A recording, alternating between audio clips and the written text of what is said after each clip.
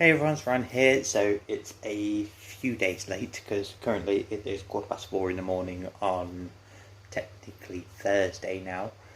But this is going to be my video for my reaction to WrestleMania 36, which took place on both Saturday and Sunday. I wanted to watch the show in the entirety and then basically review it afterwards. I've just not really had the time to.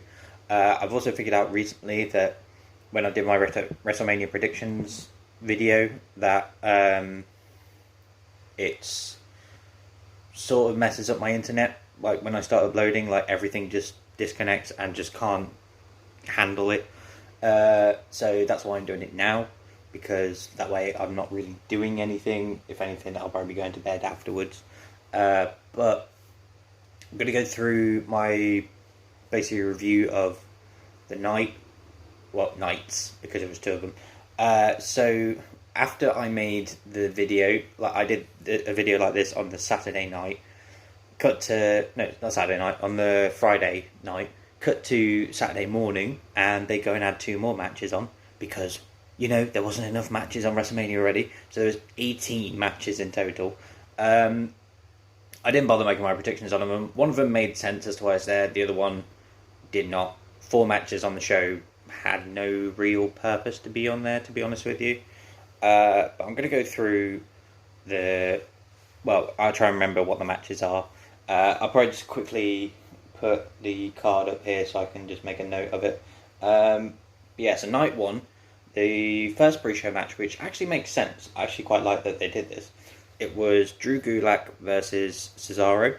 Obviously, Drew Gulak is normally in Daniel Bryan's corner. Cesaro is normally in Sami Zayn's corner. They're fighting each other for the Intercontinental title.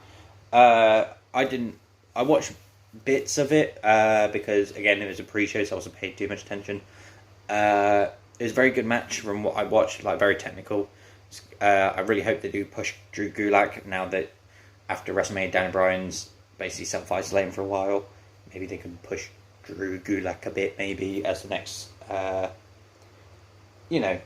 Daniel Bryan type figure, shall we say. So, just scrolling down, there's a lot of scrolling down to do. Right, so, God's sake, just give me the results. There we go. So, started off the night, Alexa Bliss and Nikki Cross against the Kabuki Warriors for the women's tag team titles. It was a very solid match, a good opener to the show. Alexa Bliss and Nikki Cross pick up the win. So they're the first 2-time women's champion, like tag team champions. I know they're bringing their first evers, because it's a thing. It's a sound bites that annoy me the most when they say it multiple times. Is first time ever, historic moment, like stuff like that. It just does my head in, because it's like, to me, it sort of sucks out the fact that they have to go on statistics. It's like I hate that they do that. It's like when they go, this for the first time ever in this historic blah blah blah, it'll be this historic. It's like, it was like, I can't remember which Rumble it was. I think it was 2013. I think there's one that Jericho was in, and it was 2018. No, 2017, because it was the one where he was building up to his feud with Kevin Owens. He was like entry number 2, and basically because of how long he was in, he overtook Triple H for the longest time. And Michael Cole says history 3 times in the space of 10 seconds. It goes, oh, Jericho's just made history. It was a history-making thing. Jericho's just made history. It's like, I get it, there's history, Anyway, so that was a pretty good match. Next, a match which was there, didn't really need to be there, to be honest. It was Elias versus King Corbin. This was set by Gronk and Mojo. Elias came out and interrupted Corbin. Technically, it's a couple-year-long feud, because it was ever since Corbin was in charge, Elias was sort of one of the people to be against him. We sort of started Elias's first face turn. Elias is like Charlotte now, where it's like they just switch just because. Well, with Charlotte, you can't tell, one week she's heel, one week she's not. It's just how she is.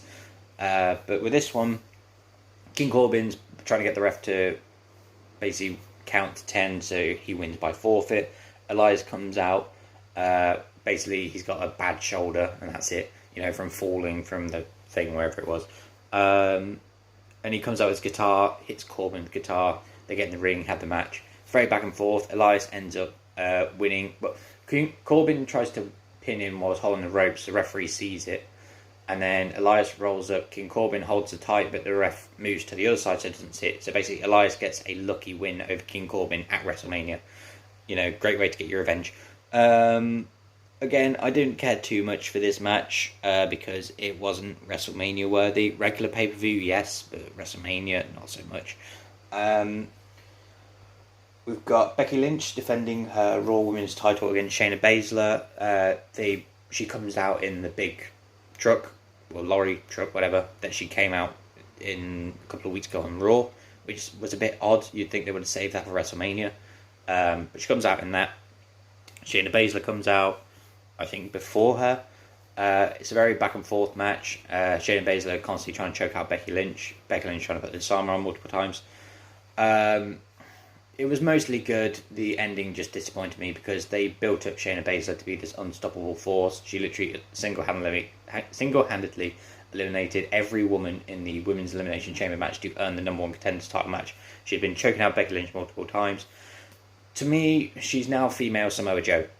As in, she'll put on the sleeper hold, the person she's choking out will roll over and pin her, but she doesn't have the brain to think, oh, she's pinning me, I should either lift my shoulder or let go of the submission hold, because that's how the match ends. Because basically what they've done, it's the Roddy Piper Bret Hart spot from, I think, WrestleMania. It's one of the old WrestleManias, but it's similar to that. It's where they go for the sleeper, but Bret takes him to the corner, kicks off the turnbuckle, and pins him that way. This is just, they fall back to basically lock it in like that, but the good guy basically rolls over the top and holds them. And it's like, the fact that I've seen that at least 4 occasions with Samoa Joe, that's why it annoyed me more when it happened to Shayna. It's like, you're telling me that Shayna isn't, like, that's, I think, if I remember correctly, that's how Shayna lost her NXT title to Kairi Sane about 2 years ago. Was the same thing. She went to go choke her out, but Kairi Sane flipped over and pinned her that way. It's like, anyone that's got a sleeper hold, probably don't fall flat on your back, fall on the side, you might be better that way. But yeah, Becky Lynch retained, and now she's basically retained for a year. I don't know what you do with Shayna now, because it's like, you literally built her up for her to lose to Becky Lynch, and everyone thought this would be a way to write off Becky, because Becky's started becoming cringe-worthy. Like, I wouldn't call it cringy cool, but it's like, when they're trying to be cool, but it comes off being cringy because it's like they're trying too hard to be cool. So we thought Shayna would be sort of the reality check for Becky Lynch. It turns out, I guess, in a way. But again, it's like Becky Lynch looked out of her win. It wasn't it wasn't a solid victory. It was, I managed to hold you in a position for 3 seconds whilst you were choking me out at the same time. So yeah, again, annoying finish. Sami Zayn defends his title against Daniel Bryan for the Intercontinental Championship. It could have been better. I think the match could have been better. They like to treat Sami like, because he's a heel, they've got the whole manager thing for him, so he's not actually wrestling. He spends half the match running away. And then Daniel Bryan gets him at some point, basically starts beating the crap out of him. Sami then starts begging. It's like, this is Sami Zayn. It's like, he had his debut match against Shinsuke Nakamura. Shinsuke had his debut match against him 5 or 6 years ago. But it's the fact that Sami Zayn is great in the ring, but they just won't allow it to happen now. It's like, I want that Sami Zayn back. Like, I want him to be the fighting champion, not the cowardly manager heel that just happens to be a champion as well. But yeah, at one point, Gulak, Cesaro, and Shinsuke start battling on the outside. Daniel Bryan goes for like a flying drop kick or something, and then Sami Zayn puts his foot up, and basically, apparently that's a haluva kick now. It's just sticking your foot up as Daniel Bryan's coming down, and then basically picks up again a lucky win, which is a bit. It seems to be what the theme for quite a few matches were. They were just lucky wins, which is annoying. Speaking of which, this was actually a good match, and again, it was a lucky win, as you can call it. John Morrison defending the SmackDown Tag Team Championships against Jimmy Uso and Kofi, basically because The Miz was self-isolating, who wasn't in the match. Therefore, they took Big E and Jey Uso out of the match as well, so it was just a regular triple threat, but for tag team titles. This was a really good match. I'd recommend, if you watch any match on night one, watch this match. A lot of brilliant moments in there. John Morrison also with his parkour. A lot of moments where you're watching it going, oh god, like you sit there going, oh god, they actually did that. The finish is, they set up two ladders. One's planked in between the ladders. Oh no, I think it's two ladders, and one of them's basically planked across, like when they flatten across like the rope and the ladder. Basically, Jay and Kofi are on what I think it's the one ladder. Kofi and Jimmy Uso are on one side. John Morrison's on the side with the flat ladder. They unhook the titles, but it's still on the gold thing. But they're all holding it, which I thought was pretty cool. They're all like punching each other, trying to get them to let go. Eventually, Kofi and Jimmy both headbutt John Morrison, and John Morrison falls, but basically he grabs the titles. So he lets go of the gold strap, but he grabs the titles, and he falls down, and the titles come down with him. But as he hits, he drops the titles on the floor. But basically, because technically he was the one that took the titles off, he wins. So basically, immediately he drops off and grabs the titles, and you got you got Jimmy and Kofi sat on the top of the thing going, oh, for God's sake, like, literally they're annoyed because they headbutted him and he basically stole the titles. Like I said, it was like you can class it as another lucky finish, but I thought it was actually pretty clever. I actually quite enjoyed that match watching it. Kevin Owens versus Seth Rollins. That in itself was a really good match. Seth Rollins' attire, like he was Jesus. I mean, people call him CrossFit Jesus, for crying out loud. So, again, this was a really good match. It was Kevin Owens trying to brutalize Seth being one up on him. Eventually, it gets to Seth is escaping. He grabs a ring bell and clocks Kevin Owens around the head with it. And I think the best thing about having no crowd there was you hear the ding of the bell literally just as he clocks Kevin Owens in the head. Ends up being a DQ. I'm like, oh, really? It's like, does that mean they're extending it? It's like you get a DQ finish at WrestleMania. Kevin Owens then grabs the microphone, basically calls him son of a bitch. Tell him to finish the job properly. We're going to make this no disqualification, no count out. So then Seth basically grabs a chair, starts smacking him with a chair. Kevin Owens manages to reverse it, him with a few chair shots, gets him on the table, climbs the WrestleMania sign, and basically just sentons off it onto Seth Rollins through the table. I think the funny thing for me was Seth Rollins was like face down. You could just sort of hear him just like breathing heavily, like into the pad, just like it just sounded so funny. Kevin Owens eventually gets in the ring. Seth is like apologising, like, please forgive me, but I just want, I want you to understand, blah, blah, blah. Kevin Owens hits him with a stunner, pins him. So Kevin Owens ends up winning again. So basically Seth lost twice in that night. So I guess his WrestleMania record is now, was it 4-3? Because he lost at 30. Oh no, because there's more. Because he won at 29, won at 30, lost and won at 31. Because he lost to Randy Orton but cashed in to win the title. He didn't compete at 32. He won at 33, won at 34, won at 35, and now he's lost twice at 36. But again, that was a really good match. Braun Strowman versus Goldberg for the Universal title. Roman, until like 2 nights before, was supposed to. But then he pulled out the match, so they put Braun Strowman in instead. I thought Goldberg was going to retain because of how quick the replacement was. But it was essentially 3 spears. Goldberg goes pins him, Braun kicks out. Hits him with a 4 spear, goes pins him, Braun kicks out again. Braun then gets up, like after Goldberg goes for another spear. Running power slam, running power slam, running power slam. A circling running power slam. And Braun wins.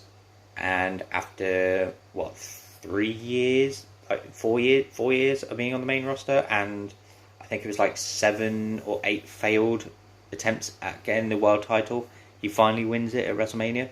So I guess they have faith in Braun Strowman now for a bit. I guess until Roman comes back.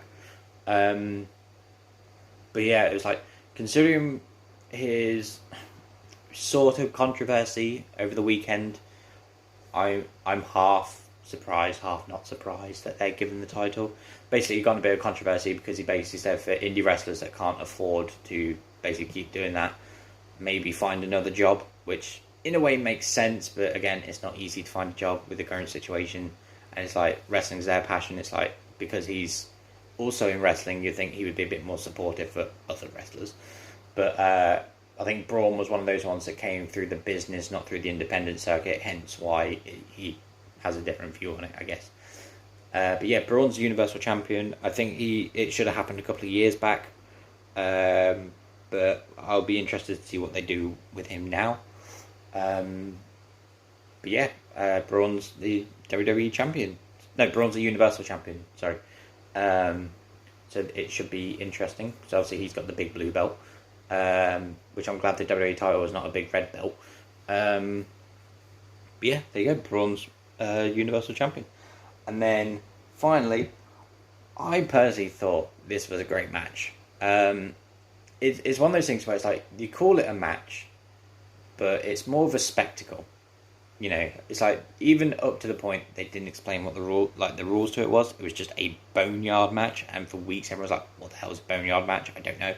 So basically what happens is, cuts to this, like, well, boneyard, I guess. Basically, in comes this hearse, 2 druids come out, and they basically pull the coffin out the back. Who's in the coffin? It's AJ Styles. And basically goes, oh, where are you at, Undertaker, blah, blah, blah. Starts calling him out. Out comes Undertaker on his bike. Basically, badass biker's back. You know, the black bandana with the white patterns on it. His leather jacket, jeans, and all that stuff. Basically starts fighting. They start punching back and forth. I think this version of Undertaker is great, where he's like I wouldn't call it like old western, sort of like Clint Eastwood type thing, where he's quite old, but like, if you insult him or his family, he will hunt you down, type thing. And there's a bit where he's like basically punching him. He's like, "Come on, Alan! I thought you wanted to fight. Come on, Alan!" And like starts punching him. Gets to the car and he goes bang like that. AJ moves and he basically like cuts him up. He goes, "Oh, son of a bitch! You made me bleed!" And he just starts beating the crap out of him again. Which I think is like, I actually love stuff like that. It's a bit where it's like he goes to throw him in the grave. Gallows and Anderson come out to basically help AJ. Unveils like this, behind this wall, like 6 more people dressed up, and they all come out trying to attack Undertaker. Undertaker takes them all out. Goes to attack Gallows and Anderson. AJ Styles comes back with like a gravestone or something, and basically just clocks Undertaker in the back with it, spears him through a fence, and then he literally goes to drag Undertaker. He goes, "Oh, time to bury you, dead man. You're too old now. Blah, blah, blah. It's time for you to like rest in peace." Basically throws it, like drops him in the grave. Goes to like the fucking digger at the top, and basically like, or a tractor, or whatever. Basically turns it on and starts laughing to himself because he's like, "I've won, Taker." Blah, blah. And basically, as the lights come up, Taker stood behind him. I think his outfit's different now, for some reason. And basically, he's like, AJ's trying to run away, and he's like, "Where are you going?" It's like, "I thought you wanted to fight me." It's like, "How are you fighting?" It's like, "What?" It's like, "How are you still standing after all that?" Like, basically, AJ's just in fear, questioning how the Undertaker's still alive, and blah, blah, blah. I'm really saying it well, by the way. And then, yeah, starts climbing up the ladder onto the building. Undertaker follows suit. Gallows Anderson he throws Gallows off the building. He tombstones Anderson. And then he chokeslams AJ off the building. Climbs back down, goes to pick him up, carries him. And AJ's going, "Please don't bury me. Please don't bury me. I'm sorry." He goes, "Oh, you're sorry?" He goes, "No, I'm not going to bury you." Like, literally using the terms that people use. Like, I love when WWE, in a way, take shots at the fans, because it's like, the fans have been so self-entitled. Like, they think that essentially they run the show and they go, "I want this, and if you don't do this, then it's crap," essentially. And he's like, "Please don't bury me." He goes, "I'm not going to bury you. You actually put up a good fight. Why would I bury you?" He like stands him over, pats him on the shoulders. "Oh, you're okay. You're okay." Turns around, immediately big boots him into the grave. Turns the tractor on, buries him. And the bit that I love the most is, they used to do it with Undertaker all the time in buried live matches. It's just the one hand coming out the dirt, and it's like AJ with his glove, like you can tell it's not a real hand, but it's like that. And then he gets back on his bike, The building starts to set on fire. His logo comes in like the blue neon thing, the T with the X through the bottom or whatever. He drives off, like, I would say into the sunset, but it's already night, so basically into the night. And that's night one. That's how night one ends. I'm like, that was brilliant. Night two had a lot to live up to. So night two. First match, Liv Morgan versus Natalia. Didn't even bother watching. Didn't even care. There was no build, no nothing. Liv won. There you go. First match. Charlotte Flair against Rhea Ripley for the NXT Women's title. And you're thinking, oh, okay, normally they start off with a good guy wins.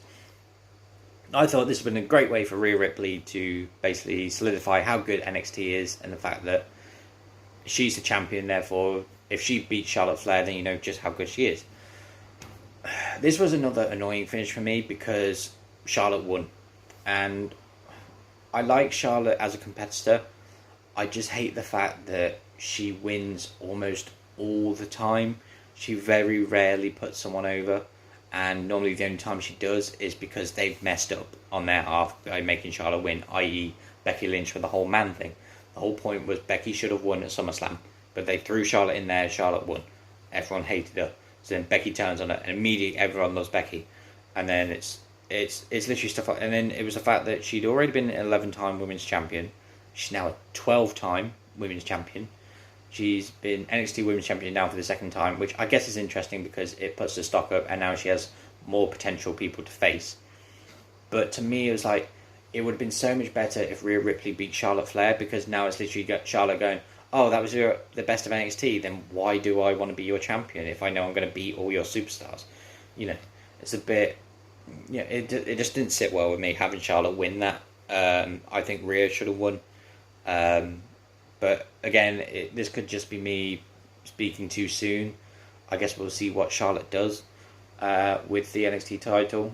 I'm sure there'll be some great matches, but yeah, again, it's like, I think it would have been better if Rhea Ripley won, because then it like with Survivor Series, you see how much NXT, like, their stock went up because they did so much better than Raw and SmackDown, and it's literally, oh, here's the first NXT Women's Champion being represented at WrestleMania, and she loses to Charlotte Flair. And it's like Asuka's streak all over again.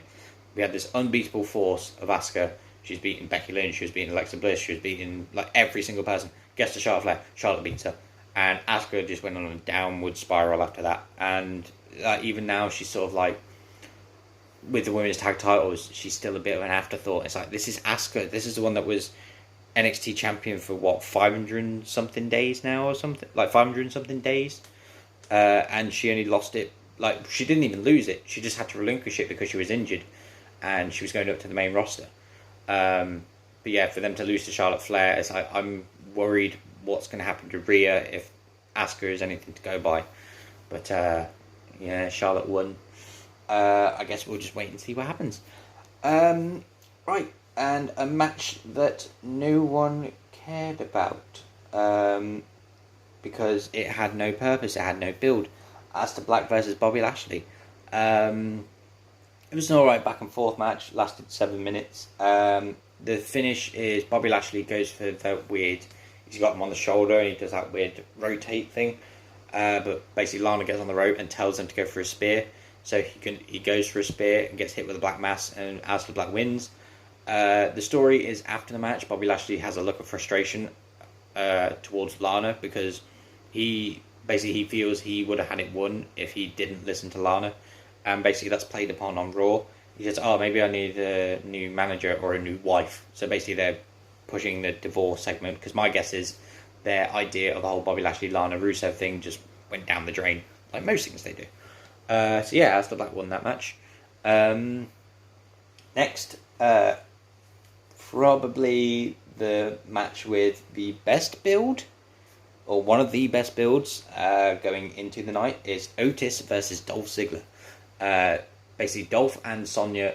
So I went for Dolph because when I recorded it on the Friday before SmackDown had aired, I assumed that they were going to reveal it at WrestleMania what happened, or after WrestleMania.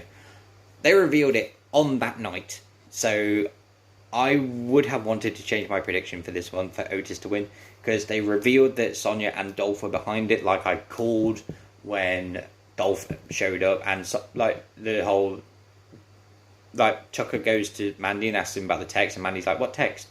And she goes, "I don't know about any text," and Sonya's like, "Oh no, I don't have any." Instantly, I was like, "Sonya's behind it," and then you just knew that Dolph was going to be involved somehow. Basically, the hacker that's been showing up, like there's been little glitches whenever it's been like Dolph Ziggler and someone. Um, Basically, we figured it's probably Mustafa Ali because he's been tweeting "The truth shall be heard," and basically that shows up on the screen. Cuts to basically a guy in a black hoodie that you can't see his face. Goes to the screen and basically goes to a camera where it's Mandy and Sonya in the locker room, and basically Mandy goes out. But basically Mandy starts complaining how like cute Otis is and it's like very nice and all that stuff. Basically goes out for the date. Then Sonya gets the phone and basically texts, "Sorry, Otis, going to be running late." Blah blah blah. Cuts to then like Otis when he replied to it, and then it cuts to another segment where Sonya's going, "Oh, it's worked just fine, you know." I told him that she's going to be running late, so he won't be there for a while. Because you go again, and basically cuts to the Dolph Ziggler. And you're like, oh, they're both in it. So Sonya comes out with Dolph. Otis comes out by himself. There's a bit where it's like it's both mostly back and forth. Otis is going for his finisher, the Caterpillar. Sonya gets up on the rope, and whilst that happens, Dolph kicks him in the dick, so he falls to the ground. Mandy's music hits. She comes out and hits Sonya Deville. Basically like slaps her, punches her down to the ground. Whilst the ref's sorting her out, Mandy slides in, kicks Dolph in the dick, or punches him in the dick, I think.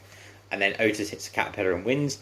And then this is one of those times where it's like, I wish there was a crowd for this, because the reaction it would have got, I think, honestly, would have been the same level as Macho Man and Miss Elizabeth. I think it's like, what, WrestleMania 7 that happened? WrestleMania 6, the one where he lost to Warrior. Basically, Mandy and Otis celebrate. Otis picks up Mandy like he did before, where it's like sort of holding her like that, and basically Mandy kisses him, and we're like, yes, just like Otis, yes, like literally. I'm sure there's like loads of people literally can be like, yeah, because it's that feel good moment. So they go off. But yeah, I was very happy with the outcome for this match. I wanted Otis to, like everyone, I think in the months leading up to this, but like Otis has to get Mandy at the end, because we've seen what happens because obviously Vince doesn't like, basically Vince would think that someone like Otis would never get someone like Mandy. Like the Rusev and Lana thing was the first point of that. Like the whole point everyone got behind Rusev was because he said that Vince was trying to split them up because he thinks someone like Rusev couldn't get someone like Lana. Hence why they put, ironically, Lana and Dolph. And it's like, it's the same here, Mandy and Dolph. Dolph is just that replacement. But yeah, I was very happy for this match. The next match, Edge versus Randy Orton in a last man standing match. Had a good start to it. Randy Orton's music is playing, and you don't see him, and you're trying to figure out where he is, and then after a while you're like, oh, he's going to come in and RKO him straight away, which he does. The nice thing that they do is in the replay is Randy's hidden as a cameraman. It's not like he's slid from under the ring, got in. He's literally hiding as a cameraman, and whilst he's waiting, puts the camera down, slides in the ring, RKOs him. Basically goes back and it literally goes around the arena. So they go backstage, go into the gym room, start attacking each other with equipment in there. Basically it went on a bit too long for me. I've looked at the time here. It went on for 36.5 minutes, and it was like most of the other matches were less than 10 minutes. They were like 6 minutes, 7 minutes, 8 minutes. Like the Charlotte Flair and Rhea Ripley was 20 minutes, but it was a good 20 minutes. Like I said, this was 36. Like the longest match on night one was 19 minutes, and that was Undertaker and AJ. But yeah, I think this went on like 10 minutes too long. Basically, a lot of times where it's like they're almost down. Cuts to like they get to a bit backstage. They climb the NXT truck. Randy goes for a punt. Edge spears him. Edge goes for another spear. Randy RKO's him. I think Randy goes to do a concerto, but Edge gets up, basically holds him in a sleeper hold, so Randy basically passes out. Ref goes to count. Edge stops it. He grabs the chair, and this is the best part of the match for me, is Edge the emotions he has is brilliant. There's a bit where he's like, he goes to do it, and he just can't. He's looking up, starts like you can see his eyes tearing up, why are you making me do this? It's like, I don't want to do this, but you're making me do it.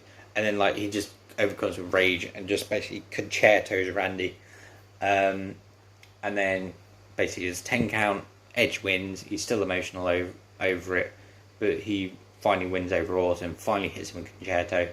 The build to this was great, but the match was just too long. But like I said, it was a mostly good match. But with last man standing matches, like 15 minutes of it was punch. Oh, I'm stumbling to this part of the area. Punch. Oh, now I'm stumbling to this part. It was just that too much. It was too much of that for me, to be honest.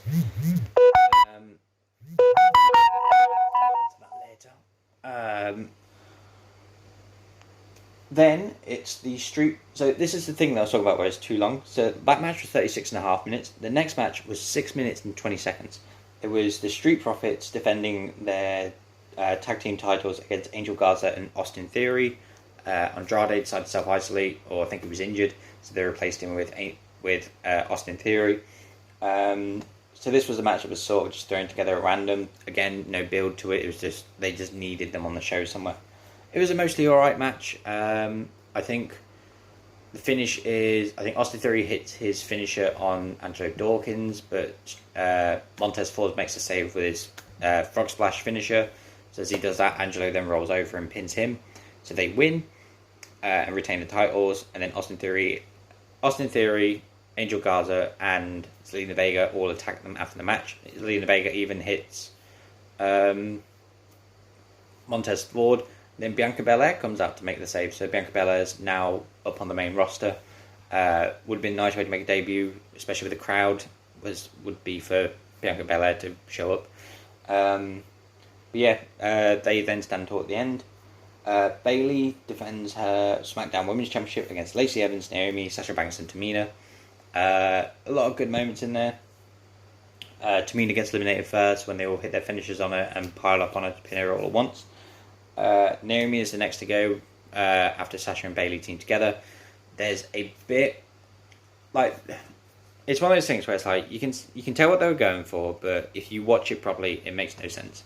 So Bayley goes to do a running move on Lacey, and as she goes to do it, Lacey moves out the way, and she accidentally hits Sasha. And it's like Sasha was watching the entire time, so Sasha would have known that Lacey moved out the way after Bayley was going to hit the move. So she turns. So basically, they attack Lacey for another 10 seconds. Then Sasha turns to Bayley and goes, "What the hell was that? You hit me." And Bayley's like, "No, it was an accident. She moved. I'll explain it after the match." And it's literally like, even me watching it was like, it was clearly an accident. It's like, I hate that they're idiots like that sometimes. It's like, I get it if it was like, she's got her back turned and she goes to hit the other person moves and she hits her like that, so then she turns around and sees that it was her. It's like, then I'll be like, what the hell was that for? But it's the fact that Sasha watched the whole thing happen, which makes it a bit more annoying for me. But basically, after they're arguing, Lacey comes in with a woman's right like that, but Bayley pushes Sasha out the way, like, because Lacey's about to hit her, and then she hits Bayley, and she goes to hit her with a woman's right, but Bayley pushes out the way, and basically the momentum of being pushed out the way, she basically women's rights Sasha Banks and pins her. But the interesting bit is Bayley doesn't attempt to make the save, so Sasha Banks gets eliminated. There's another like 2 or 3 minutes between Lacey and Bayley. Sasha then comes back out and basically hits a backstabber on Lacey. Then Bayley hits her new finisher on Lacey and pins her to win. But again, that was like it re-emphasizes the whole. She's a bit of an idiot. It's like she was complaining not 5 minutes ago the fact that she thought Bayley hit her on purpose, and then the fact that Bayley didn't make the save.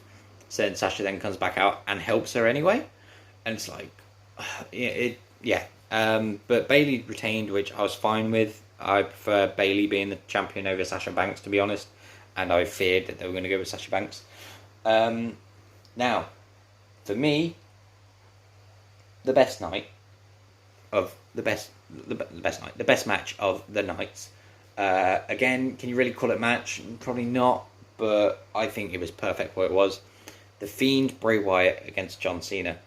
So, John Cena comes out and does "Welcome to WrestleMania," and as he's saying it, it cuts and does like a distorted cut to Vince McMahon saying it at the first WrestleMania, I think it was, or the second or third one. And then it's like everyone else saying WrestleMania. Cuts to the Funhouse. There's Bray going, "Hey John, I'm over here. If you want to come find me, come through this door." So he goes through the door. John Cena then appears in the Funhouse. Rambling around like, "Hey John, dude, you're looking for Bray? He's gone through that door, dude." So John follows him through the door, and then it goes dun dun dun, and it's puppet Vince McMahon. He goes, "I need to know, John Cena, have you got the ruthless aggression?" Blah blah blah. Then John just looks at him and goes, "What?" Oh, and then like walks away. Cuts to the ring. Bray Wyatt is doing the Kurt Angle promo from 2002. He goes, I'm issuing to an open challenge to any guy in the locker room back there who thinks he has the guts to face the Olympian like Kurt Angle. But basically it says Bray Wyatt instead. Out comes John Cena. You got the giant fist, like the SmackDown fist, sat on the floor. John Cena's in like these orange and blue trunks, just like his debut. But there's obviously he's like current day John Cena. I'm like, oh my god, like this was my first. Oh my god, this is amazing. Please have more of this. So he comes out. He goes, "Oh, what makes you think you can step up to someone like Bray Wyatt?" And he goes, "Ruthless aggression." And he goes to punch him like that, but Bray ducks. He goes, "Oh, I've seen you do that. That's what you did on your debut." And he just goes, "Ruthless aggression," and like goes to do it again. Bray then ducks again. He's, dude, come on! It's like you need more moves than that. No wonder people thought you would you thought your debut sucked. He's ruthless aggression, like constantly like trying to punch him, it just doesn't work. Best part of that segment was he goes to do that. Bray then gets it up and starts going, "You can look, but you can't." Doing like the Nikki Bella thing, because obviously Nikki Bella and John Cena used to date a couple of years ago. And eventually he goes to punch him again, completely misses, and then it cuts to doing 80s Saturday Night's main event. So it's like Hulk Hogan, the Ultimate Warrior, Randy Savage, all that stuff. Mercy the Buzzard is Macho Mercy on the microphone, like on the on commentary with puppet Vince McMahon. It's what's it?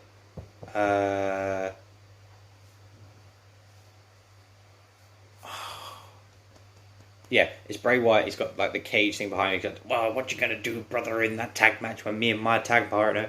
I keep forgetting what he's called. He's called Johnny something.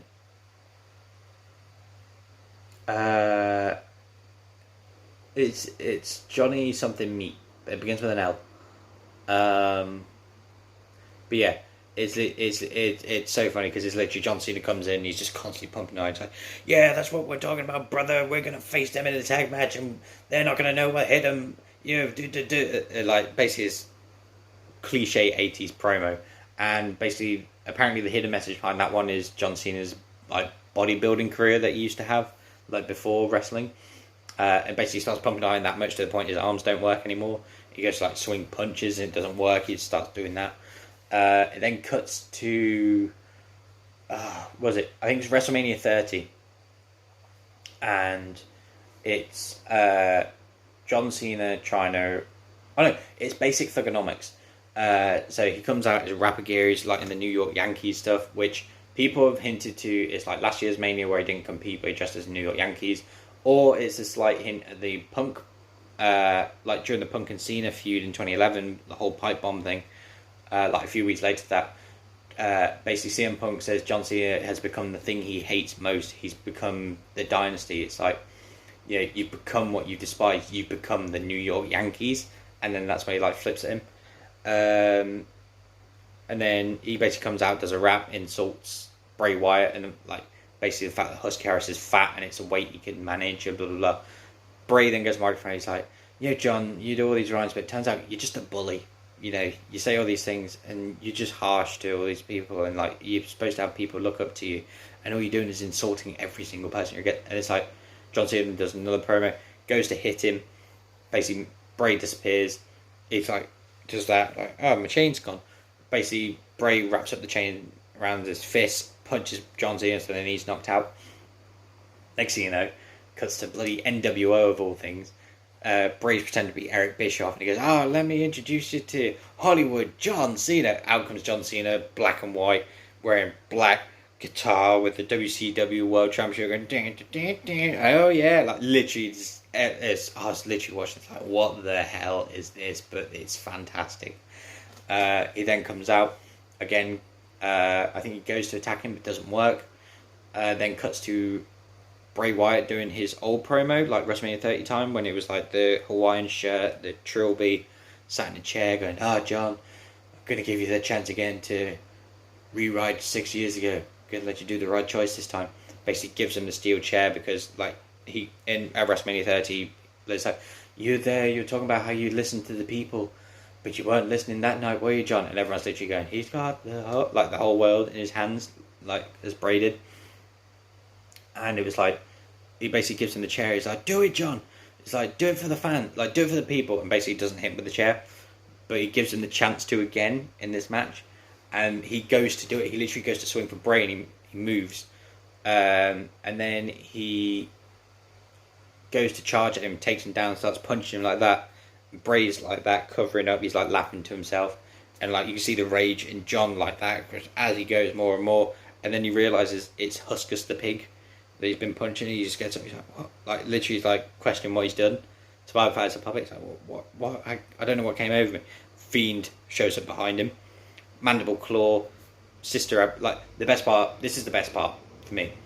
Holds him in Sister Abigail as he's held there. You just hear John Cena's promo from SmackDown. He goes, at WrestleMania, I put an end to these 6 years of the most overhyped, overprivileged, overpushed superstar in the history of WWE. And it's like that was him talking about the Fiend, like talking to Bray Wyatt about that on SmackDown.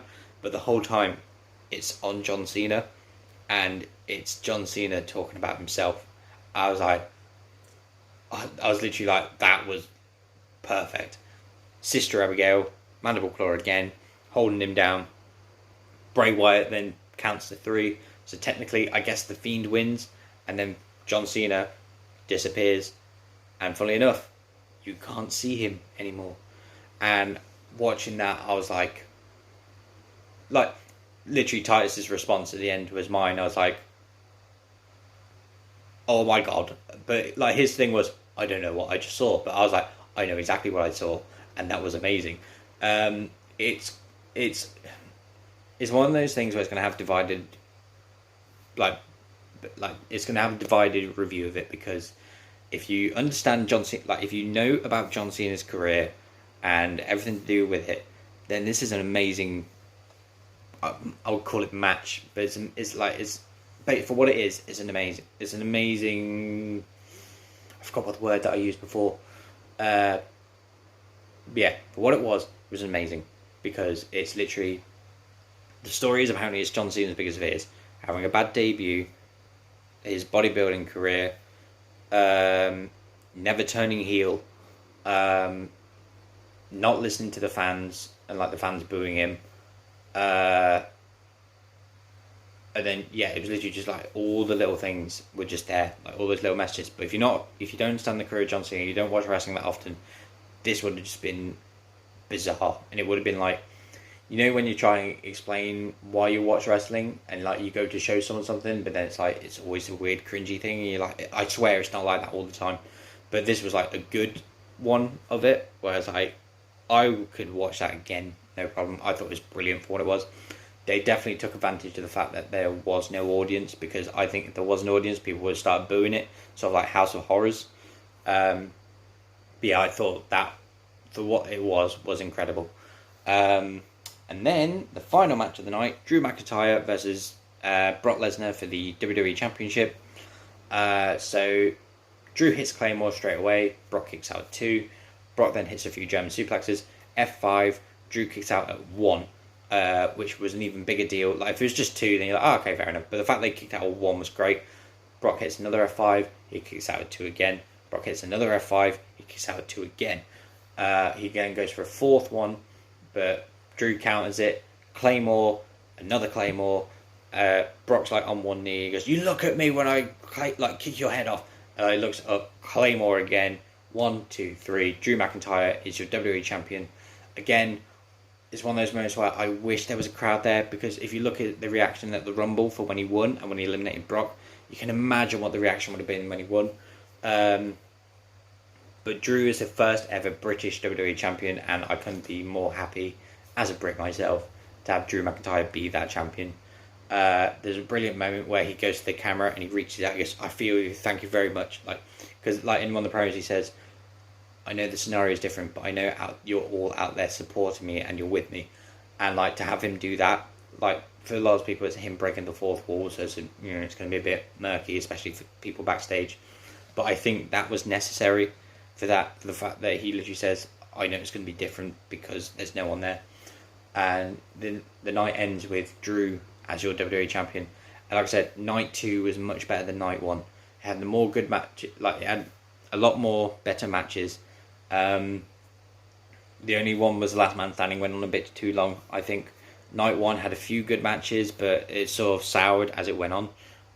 One thing I forgot to mention as well, night 1, Mojo pins R-Truth for the 24/7 title. Night 2, Gronk pins Mojo for the 24/7 title. So Rob Gronkowski, the host, is now your WrestleMania champion, hence why Titus O'Neil took over as host, because Rob Gronkowski left after that. But yeah, I think WrestleMania 36, for what it was and the scenario they were in, I think they did pretty good with it.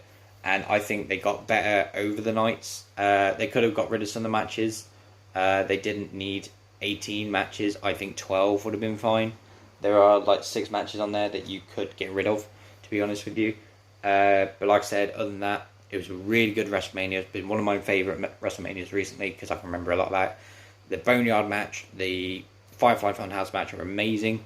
But that's my review for WrestleMania 36. Let me know what your reviews are. Thank you very much for watching this video. Sorry that it's 46.5 minutes long, but it was 2 nights long and it was a lot of matches to review. But again, thank you very much, and I shall hopefully see you in the next one. Right, bye.